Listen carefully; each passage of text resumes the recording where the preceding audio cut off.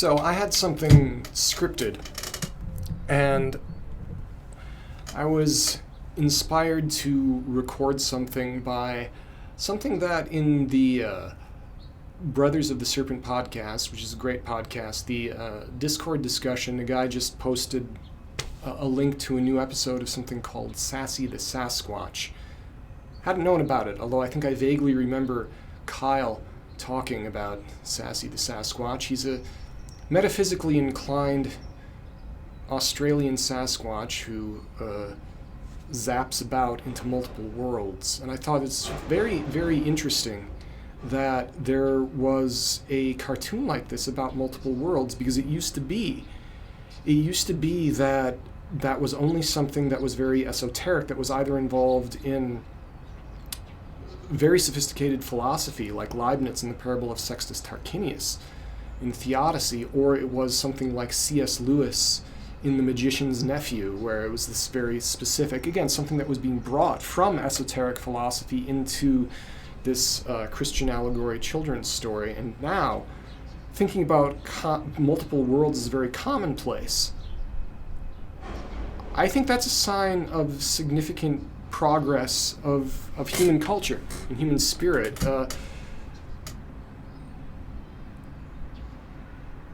The Leibniz connection, this is the earliest that I've ever seen this kind of thinking. I think not only, I have not seen this, correct me if I'm wrong, you can tell me about it down there. By the way, like, share, and subscribe. Thank you very much. If you want to hear me talk more about how interdimensional Sasquatch, Doctor Who, and Leibniz are legitimately part of making good architecture, because they are.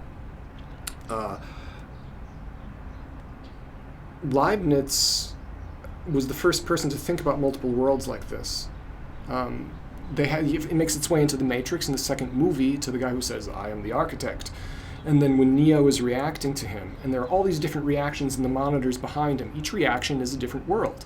And then at a certain decisive decision point, one of those monitors is zoomed into, and this is a different possible world in branching time. That is an expression of this kind of awareness. The earliest I ever came across it was in Leibniz's book called Theodicy. It's a very dry theological, ethical, moral thing, which actually was a response to John Locke. And he wanted to argue with John Locke, but John Locke died before he could do it. Is the Essays on Human Understanding, I believe. He was replying to John Locke. And wrote about this in Theodicy, his monadology, of which I'm a great fan of. I think that was his best, most clearly written work, and that was a summary of Theodicy to a friend of his who asked about it. The word theodicy itself is a theological term that means the discussion with, or the grappling of, the problem of good and evil. Why do bad things happen to people? Why do bad things happen to good people? Why does it work like that? Why do things hurt?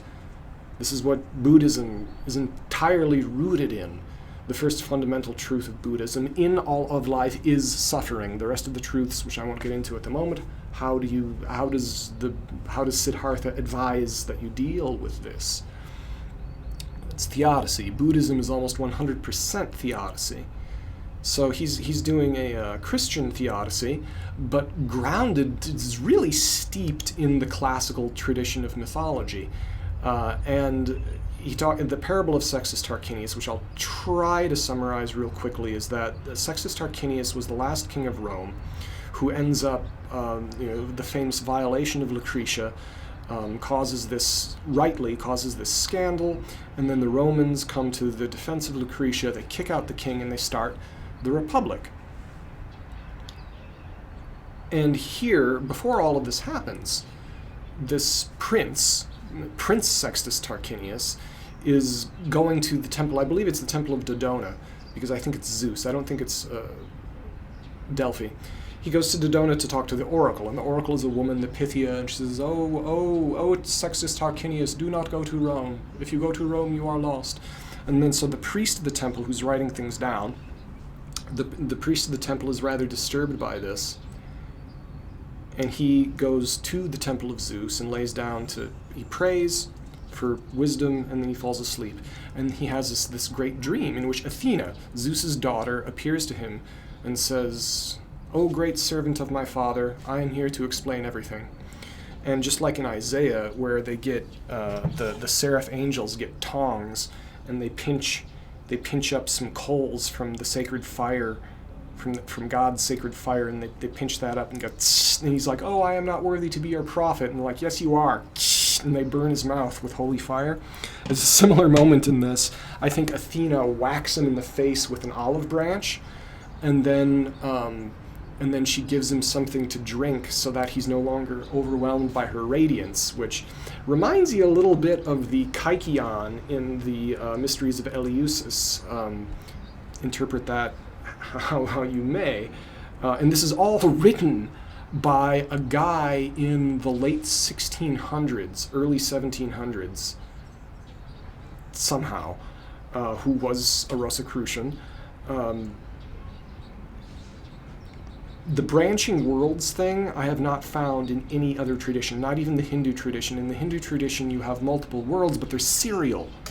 They don't branch. There's the kalpa, and the kalpa is a great cycle of the dream the mutual dreams of Vishnu and Brahma. But branching multiple worlds and then going between them, I'm pretty sure this is new, but Leibniz was way ahead of it. Leibniz was also ahead of a lot of other things.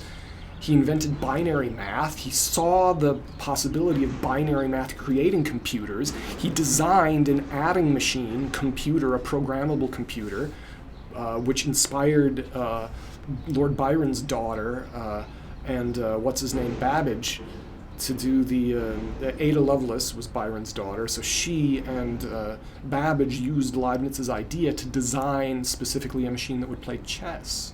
They didn't have the money to make it. It was only until the transistors in the 20th century that this became practical. Leibniz was way the heck ahead of it because he was a dead genius. And also relativity, the matter-energy equivalence. That was Leibniz. Einstein just did the math. But another thing that Leibniz was ahead on is possible worlds metaphysics. That has very practical and important implications for design, which we already touched on. So Athena is taking Sextus Tarquinius, not Sextus, she's taking the priest of the Temple of Zeus and saying, "Here I will show you the library of my father, that where you are is just one possible world. All of the possible worlds I will show you." And she shows him a pyramid, a gleaming pyramid with levels, and each brick in the pyramid was a possible world, and each level was more beautiful than the other. And then he goes up and he observes the possible worlds, and it's just too beautiful for him to comprehend, so she gives him another sip of the Kykeon, and he's calm, and he's fine, and they can go further up. And then she says, "Now, do you want to see the fate of Sextus Tarquinius? There is a number, here I will show you, there he is in this possible world, leaving the temple. There is a number on Sextus Tarquinius' forehead. Look up that number in this book, the index of the worlds." He does, and I will show you his fate. Oh, and then she says, okay, he goes to Rome, he does this terrible thing, but then there's this great empire. Now, look at this other possible world. He does not go to Rome. There he is leaving the temple again. Where's he going now? He decides to reject his kingdom and be a farmer. And when he's an old man, he digs up a treasure and finds that he is very rich. And in another one, he's killed by pirates, and in another one, so on and so forth. But he says his fate is already what it will be, and what I have shown you of going to Rome. He will go to Rome. So why? Why is he going to do these horrible things? Because my father has ordained it, because that is the most beautiful. I will show you the most beautiful world. And she takes him up to the top of the pyramid, the absolute top of the pyramid, to the most beautiful, gleaming world. And she shows it to him. And in fact, that was the world that he had been living in this whole time. And this is the idea that that snarky jerk Voltaire made fun of in Candide with the best of all possible worlds. And they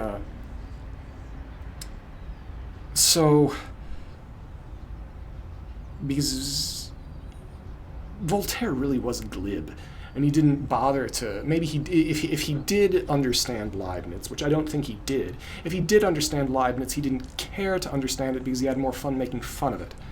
But it's not that we think it's the best of all possible worlds. We don't. Is that God has ordained it as the best of all possible worlds, and things that seem bad to us are mysterious. And it's very difficult. But all that aside, what do branching worlds have to do with design? Well, what they have to do with design is the idea that if you're, say you're making a house, you're designing a house for people with people, think about all the possible houses. It's called Christopher Alexander calls it configuration space, that there are possible houses out there as end goals. And this is the key, the vast majority of those possibles are horrible. And then there's some that are okay, and then there's a tiny number that are good, and then there's that really tiny one, which is 1, which is the best. And you want to get as close to that as possible. And so design method, what I try to learn from what other people have said, is design method is all about going through that thicket and that mess to the best possible thing. Frank Lloyd Wright was very excellent about this in how he talked about Frank Lloyd Wright would talk about going from generals to particulars, and that's very important. So you can start, I've had actual arguments about this. I called out a hypothetical saying you don't want to design the shape of a door and the doorknob first in a house and then design everything else around it, because it's not going to come out very nicely, because you start with the large things and go to the small things. And as you're going through the branching, that's how you do it from generals to particulars, because if you start with the door and the doorknob, you might find out, oh, that type of door is not really working well. Oh, you wanted a lot of glass in the door? Oh, and you want to have privacy and not so much sound on that side of the house? Oh, now either you have to get rid of that thing that you spent a lot of time and emotion and creativity in doing and redo it, or you have to force it badly into this larger context. Start with the generals, get to the particulars. That was one of Frank's greatest points. Christopher Alexander, whether he knew it or not consciously, did elaborate on this further with his method, that as you're going from generals to particulars, which he also says, you should do it in a way where, a very specific way, which I won't get into now because it's very detailed, which what he calls structure-preserving transformations. That you're creating this network of what he calls centers, of interrelated areas of focus. And you start with the large ones and you get to the small ones, and as you're shaping them, you preserve the greater structure in a way that enhances and enlivens the wholeness of the thing. So I've found this to be very practical and very useful. So Possible Worlds is not just a Rick and Morty thing. It's happening that way instinctively, and it's striking a nerve in people, and they like it because this is a new part of the human brain that's being activated. It's something that was always there. I think you could always find some shaman somewhere who was thinking this way, but now it's becoming common currency.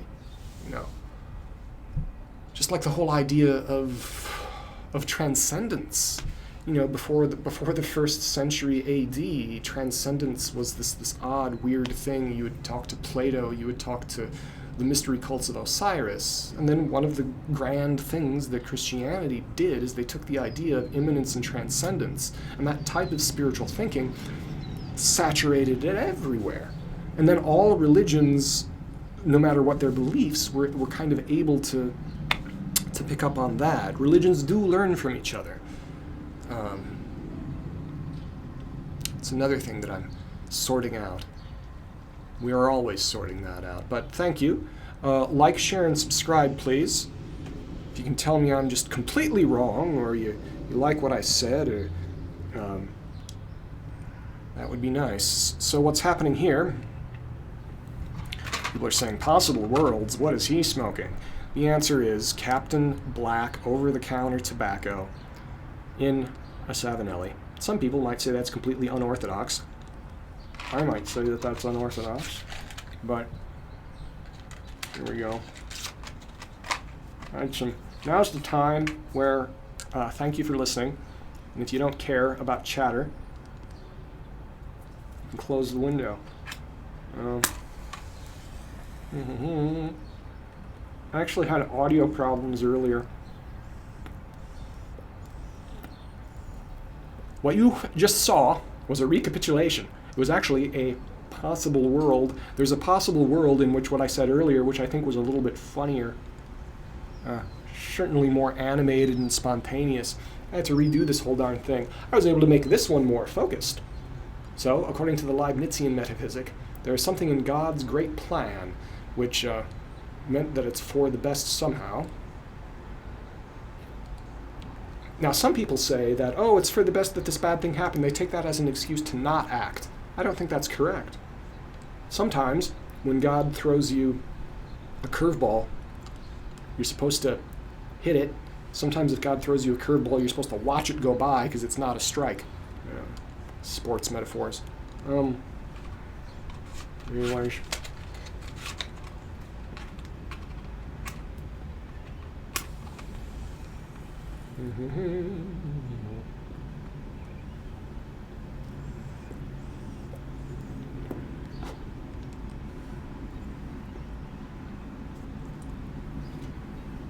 There we go, that worked.